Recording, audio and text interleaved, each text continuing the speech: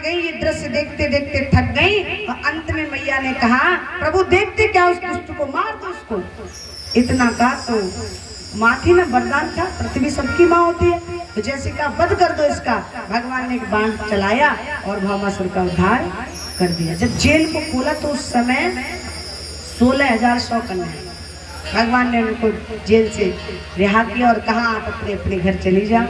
भगवान ने जब इतना कहा तो जितनी भी कन्याएं थी कहने लगी प्रभु यदि हम अपने घर जाएंगे तो कोई भी हमें स्वीकार नहीं करेगा माता पिता, क्योंकि वर्षों तक दूसरे की कैद में रहे।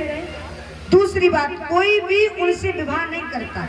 इसलिए भगवान ने कहा जिसको कोई नहीं अपनाता उसको दरबार में बंसी वाले के दुख दर्द मिटाए जाते हैं और दुनिया के सताए लोग यहाँ सीने से लगाए जाते हैं। भगवान ने कहा आपका कोई नहीं है तो आपका मैं हूँ। और भगवान ने क्या किया, 16,100 कन्याओं के साथ स्वयं विवाह कर लिया। इस प्रकार से भगवान के कितने विवाह हुए, 16,108। बोली बांके बिहारी लाल की, बोली राधा रानी सरकार की। अब कथा विश्राम दिवस की ओर है, विश्राम का समय आ रहा है।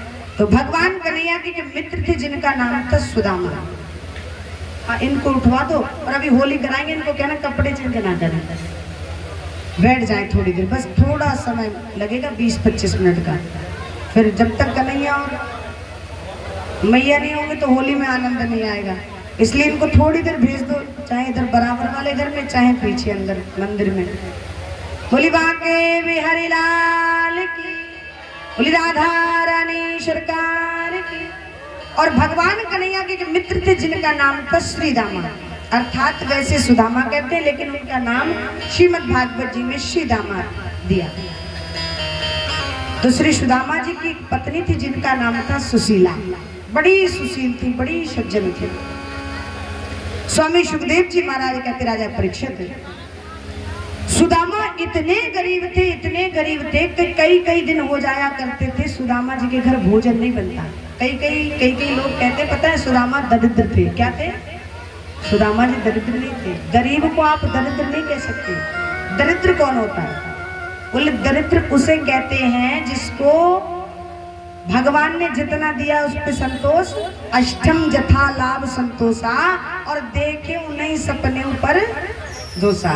भगवान ने जितना दिया है उतने पर संतोष नहीं है, सामने वाले का भी छीनना चाहता है। ऐसे व्यक्ति को क्या कहते हैं? दरिद्र। दूसरा वर्णन किया श्रीमद् भागवत जी में, दरिद्र उस व्यक्ति को कहते हैं जिसके मुख से कभी भगवान का नाम नहीं निकलता, जिसकी जिह्वा पर कभी मेरे ठाकुर का नाम नहीं आता, उसको क्या कहा जाता है? दरिद्र। पर श्री सुदामा जी तो पूरे समय ठाकुर का चिंतन करते थे, इसलिए सुदामा जी को दरिद्र नहीं कह सकते। 3-4 दिन हो गए सुदामा जी के घर भोजन नहीं बना। सुशीला ने आकर कहा प्रभु आज 3-4 दिन हो गए भोजन नहीं बना है, कहीं से व्यवस्था कीजिए। अब विचार लगाइए, 3-4 दिन से भोजन नहीं बना, क्या ये बात सुदामा जी को पता नहीं होगी? भाई 3-4 दिन से नहीं बना तो क्या 3-4 दिन से सुदामा जी ने भोजन किया होगा? लेकिन गरीबी ऐसी चीज होती है कि महाराज बड़ा सुंदर व्यक्ति होता है उसको भी बदसूरत बना देती है। और अमीरी जब पैसा हो जाए ना, कितना भी बेकार आदमी हो उस पर भी चमक आ जाती है, आती ना। 4 इधर चलते हैं बॉडीगार्ड, 4 इधर चलते हैं और चकाचक रहता है मामला। तो कहा प्रभु आप तो एक बात कहते थे कि आपका एक मित्र है द्वारिकाधीश, क्यों ना आप उनके पास चले जाओ। कहा देवी आप क्या चाहती हो कि मेरे पर इस समय गरीबी है, मैं जाकर सुदामा, मैं जाकर द्वारकाधीश के पास जाकर ये कहूँ कि मेरे घर खाने के लिए अन्न दे दो, मेरे लिए धन दे दो, मैं जाऊं तो चला जाऊं, मेरे प्राण निकल जाएं, मेरे बच्चों के प्राण निकल जाएं, पर मैं कभी भी जाकर किसी के सामने हाथ नहीं फैलाऊंगा। कहा नहीं प्रभु, मैं तो केवल इतना कहती हूँ कि आप केवल दर्शन के भाव से चले जाइए। स्वामी सुखदेव जी महाराज कहते राजा परीक्षित पत्नी वही है जो अपने पति को भगवान से मिलने की प्रेरणा दे। पत्नी कौन है? पत्नी वही है, इसीलिए तो इनको कहते धर्म पत्नी। क्या कहते हैं? धर्म ये नहीं कि महाराज 1100 की रसीद कटवा दी कथा में और पत्नी को पता लगी तो 6 दिन रोटी नहीं खाने दी ना खाई है।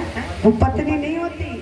पत्नी वही है जो अपने पति को बार बार प्रेरणा दे, आप ठाकुर जी की भक्ति करो, आप भगवान के सत्संग में जाओ। जैसे सुशीला ने कहा, प्रभु आप एक बार द्वारकाधीश के पास चले जाओ। कहा चला तो जाता, लेकिन मैं जाऊंगा तो महाराज कुछ ना कुछ उपहार में सौगात में ले जाने के लिए हो, क्योंकि कई जगह शास्त्रों में ऐसी बताई जिन जगहों पर खाली भगवान के दरबार में कभी खाली हाथ नहीं जाते, अपने गुरु के घर कभी खाली हाथ नहीं जाते, अपने मित्र के घर कभी